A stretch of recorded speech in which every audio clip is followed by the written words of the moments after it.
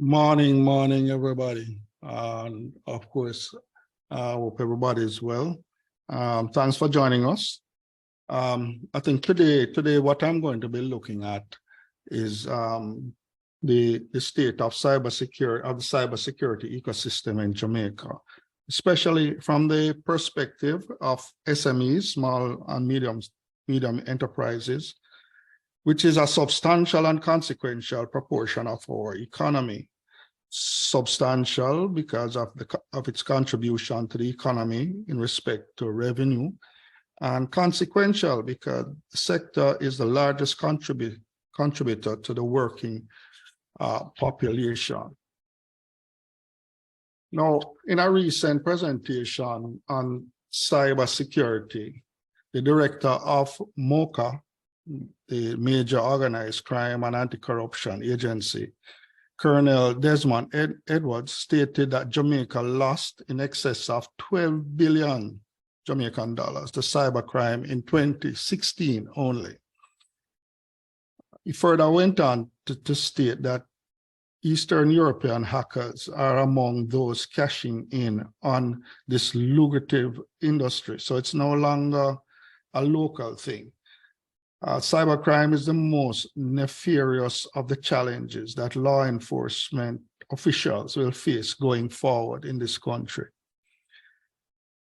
The estimated loss to cybercrime is much more than the 12 billion reported. Full disclosure is not forthcoming because of the possible reputational damage to those most affected. Reporting affects the feeling of security amongst clients.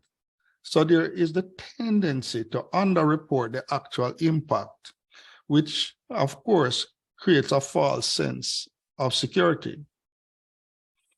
The 2018 Financial Stability Report published by the Bank of Jamaica stated that there were 62 counts of internet banking fraud in Jamaica, totaling Jamaican dollar 38.2 million in losses between January and September, 9 months in 2018.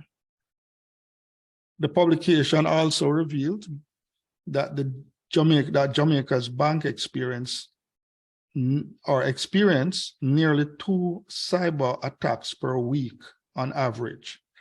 Bank losses average 4 million Jamaican dollars per month in 2018. However, our latest reports show that companies generally are incurring steep costs from data breaches, and the trend of losses are growing with an average now above $4.24 million per incident. Now, at a conference held by the Jamaica Incident Response Unit, FLO's Director of Networking and Security, Delroy McLean, said that monitoring of the company's market since 2015 has shown that Jamaica is the most impacted country in the Caribbean in terms of cybercrime. In most cases, Jamaica is exposed to 10 times more threats than any other Caribbean country. He pointed out that many people in using cyberspace do not think about security, only about the convenience. He also said that the company continues to put protective measures in place, company meaning FLO, including recruiting and training young talent to assist in mitigating threats. He noted, however, that while our core security protects the majority of our consumer networks at the first layer, the ultimate protection is up to the individual. Now, since the start of the year, 4,000 small and medium-sized businesses have been registered with the company's Office of Jamaica, which continues the steady trend of the number of businesses registered each year. With close to 5,000 thousand businesses registered last year, the number of businesses has grown to 22,618 since 2002. In a broader sense, small businesses are a critical part of any country's economy. And as I mentioned earlier, in the countries with a free market system, over 99% of business globally are categorized as small businesses, and 3 out of every 5 employees are employed to a small business, about 60%. Clearly, the size of the opportunity, coupled with the limited resources for spending on cyber defense, make SMEs an attractive target for cyber criminals. In addition, the lack of sophistication in their defense gives SMEs as easy targets as low-hanging fruits for the cyber criminal. This situation is real. However, these problems are escalated because owners of SMEs are neither aware of this reality nor are admitting to their vulnerability and exposure. They appear to not being worried in the face of ever-increasing threats to their businesses. This is a major problem. In a poll conducted by the SBA Florida, more than 80% of owners do not regard their small business as a likely target. So what has caused this indifference or unconcern? 1, business owners may genuinely have not heard about SME attacks. It's a case of out of sight, out of mind. Secondly, the publicity regarding hacks and other cyber attacks appear to be around big companies, and attacks on small businesses are far less publicized. Yet, these attacks could have devastating impact on the business.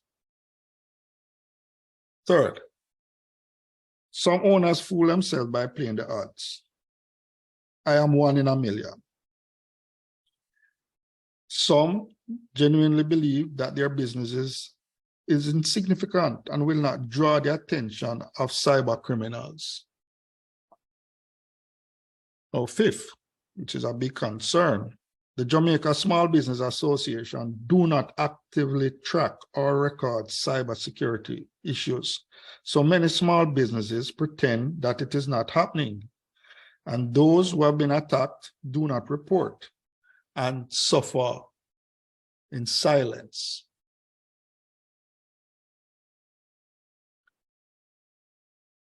Owners and managers are under the mistaken impression that cyber criminals attack businesses purposely and only if they draw attention.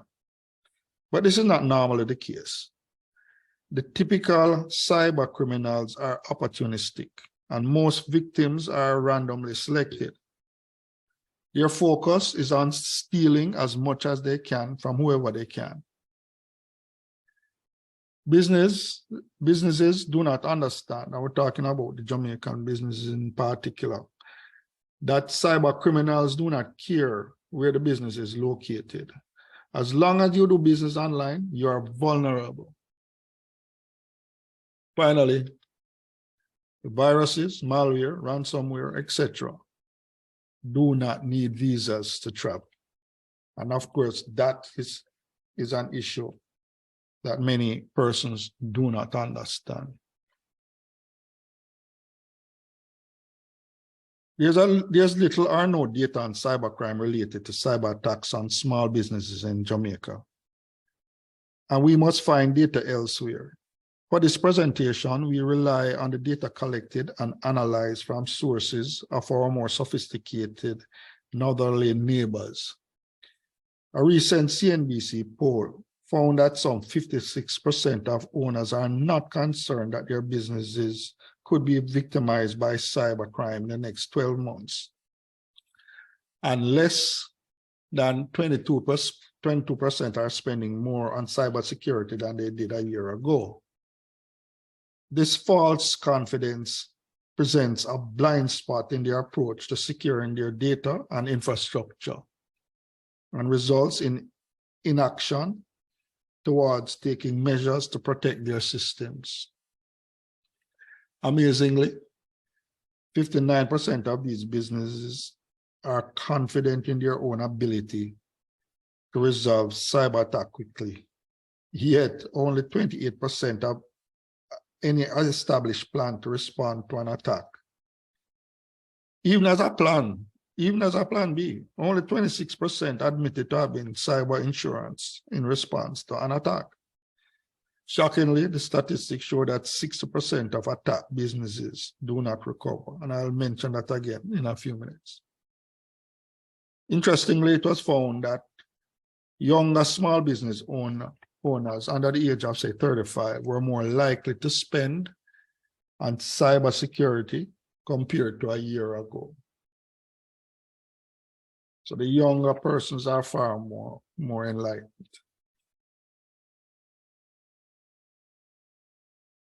Can you afford not to protect yourself? FBI reports that cyber attacks against small businesses have been growing at a pace of 20% per year, year over year. And despite the size of the attack, many small businesses are not able to sustain themselves or recover after the incident. So while attacks are growing in frequency and sophistication, most small businesses remain unprepared. The SBA of Florida, meaning the Small Business Association of Florida, reports that 77% of security breaches target small businesses, while at the same time, 59% of small businesses do not have a contingency plan. It is therefore no surprise, as mentioned earlier, that 60% of SMEs do not survive a cyber attack. Attackers are hoping that you do nothing to protect the system. It makes their life easier and allows them to take as much as they can get. Most cyber criminals are non-sophisticated. They are the digital form of trying your front door to test if you locked it. If they find the door locked, they'll probably just move on to the next house. Once they get in, they will try to steal as much as they can. The point is that it is far better to mitigate your risk and save your company rather than do nothing and lose it all. Inaction is not a strategy. Your risk rises with time. As you participate in a digital economy, your risk for cyber attack mounts exponentially. The three issues listed should now be of concern. Once a bad actor gets into your system, timeliness of action is critical.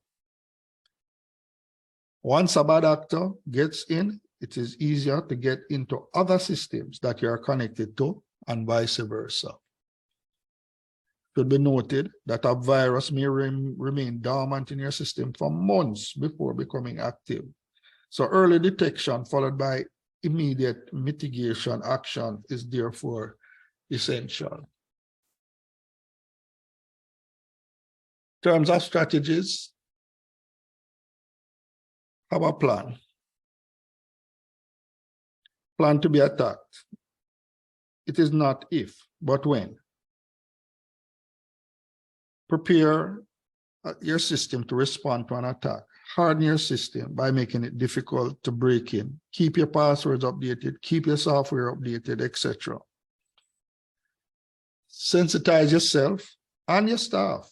Build a culture that recognize this whole issue of cybersecurity and the importance of it. So ensure that your staff have a proper awareness program, not a one-off event. Make it a program. Mitigate your damage through some form of cyber insurance. Prepare to be boarded. Make sure you have a restoration plan to recover after damage. In most cases, get trusted and competent help. Most owners have not taken the necessary steps to protect their networks and information. There are certain obstacles to action. One, they lack the expert knowledge to develop plans, construct, and implement solutions and best practices. They lack the personnel to develop and implement solutions to create and maintain a cyber-centric workforce. And they lack a sustainable and practical strategy to access high-value tools and resources used by large businesses. SMEs believe that they need to mimic and adopt strategies like those pursued by large businesses, but they quickly realize that they cannot afford to purchase sophisticated tools or employ high-valued services as large businesses do. But there's a realistic alternative. The SME strategy must lie in professional partnerships with cybersecurity experts using sophisticated security tool sets and techniques in developing and maintaining the resilience of your system. This is what Vector offers. Given the common ethos among cybersecurity professionals, it's not a matter of if your system will be breached, but when there will be a breach, and hence the question of the damage that will be caused. Therefore, the only real approach to cybersecurity defense is one of preparedness. As the data shows, the relative small size of your business is not a defense against cyber attacks, nor is the ostrich approach of burying your head in the sand. But there is hope, as there is no reason why small and medium-sized businesses cannot employ similar countermeasures as their larger industry counterparts in the protection of their systems and their businesses. My colleague will now speak with you about the role that Vector Design can play in partnering with your business to become less of a target, reduce the impact of any potential breach, increase your effectiveness to mitigate damage, and improve necessary recovery.